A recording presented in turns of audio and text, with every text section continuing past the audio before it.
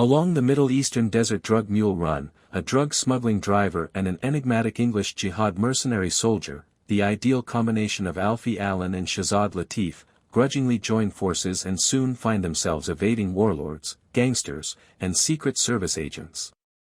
With radioactive material in his possession and a group of assassins attempting to find him, a smuggler finds himself in a dangerous scenario in the harsh Sahara Desert in Shariff Korver's film Atomic. The American novelist William Langewiesche's book, Atomic Bazaar, served as the inspiration for the television show. Let's see what transpired in Atomic Episode 1 and whether the smuggler was successful in defeating his assailants. Warning, spoilers. What became to Max and Carlos? Max and Carlos were sneaking items into Beirut. They worked for a local cartel in Guinea-Bissau and were native to the country. That cartel was closely associated with Oksana Shirokova, a Russian mob boss, and the two were preparing to take a big step. Max simply obeyed his employer Danny's instructions without understanding the ultimate objective. All of the guards knew Max and Carlos well because they frequently took the same path across the Sahara Desert, and no one stopped them. One thing became very evident when Max drove freely through that area: the cartel had a great deal of power there, and no one dared to stand in their way. However, on this particular occasion, Carlos was shot dead by a few unidentified jihadists who appeared to be there to steal the money and goods that Carlos and Max were carrying. For a little while, Max was unable to comprehend how he had survived. Anyone would even have the audacity to halt his cartel's shipment.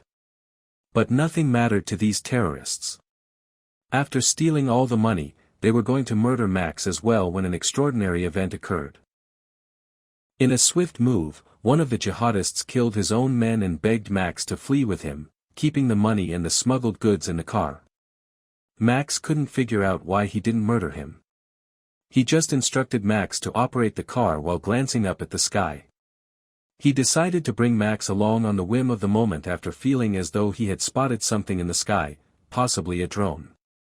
In what way did JJ escape the jihadis?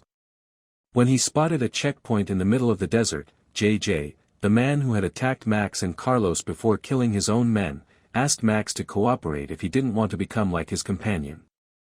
Max followed instructions, but the checkpoint guards noticed something was off and informed an unnamed individual. No matter what Max asserted, JJ understood that he was only a driver and could not possibly drop blood. When Max discovered that his new companion was a British national, he decided to give him the name JJ. Max had a lot of questions. To understand how an Englishman became entangled with extremists in the Sahara Desert. He did not, however, divulge any personal inform. The Russians were smuggling what? Following the young boy's death, JJ became aware that he was being followed by what appeared to be British intelligence personnel. JJ realized he had to take action after noticing a drone following his and Max's vehicle. JJ attempted to shoot the drone after getting out of the car, but I doubt it would deter the officers. JJ's own people were essentially pursuing his life. He had emerged as the primary target for jihadist organizations, and it's likely that he had numerous other adversaries that we were unaware of at the time. It became evident that he lacked a clear plan for what he intended to do and where his career would eventually take him after he informed Max that he did not belong to any state. We learned through Max that the items that the Russian mafia, commanded by Oksana Shirokova, smuggled were antiquities at the start of Episode 1. Max was meant to receive antiques in exchange for delivering the items he was transporting. JJ was requested to go with Max to the base where the exchange was to take place. He consented, not minding, because JJ had no other plan. It was clear that the Russians would not simply give up the antiques as a present to them. If Max hadn't moved quickly and aimed his rifle at them, they would have killed JJ. Max and JJ stole the antiques and fled the scene at the conclusion of Atomic Episode 1.